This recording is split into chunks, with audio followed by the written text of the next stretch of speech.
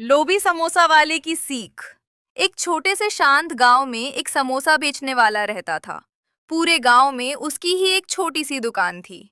सुबह होते ही उसकी दुकान से गरम गरम समोसों की खुशबू फैल जाती थी और गांव के लोग वहां आकर समोसे खरीदते थे।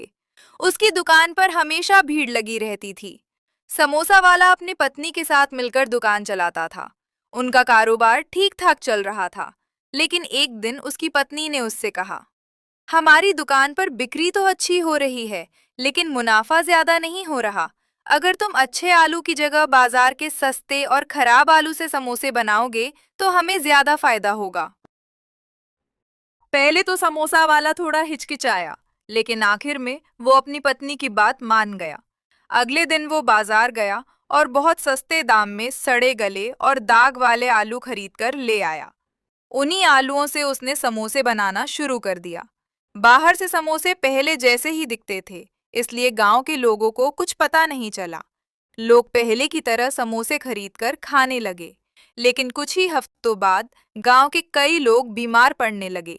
किसी को पेट दर्द, किसी को उल्टी, तो किसी को बुखार होने लगा। धीरे धीरे गांव वालों को समझ में आ गया कि समस्या समोसों की वजह से हो रही है।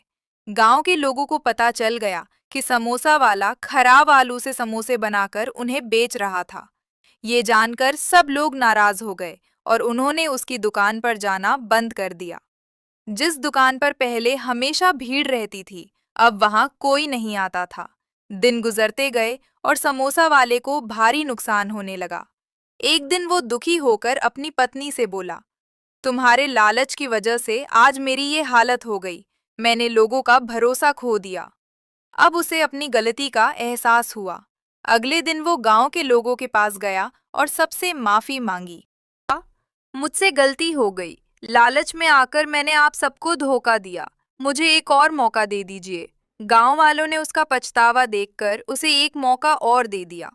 उस दिन के बाद समोसा वाला हमेशा ताजे और अच्छे आलू से ही समोसे बनाने लगा।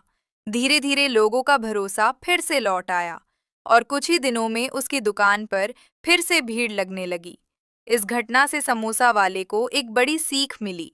लालच का अंत हमेशा बुरा होता है और ईमानदारी ही सबसे बड़ी कमाई है।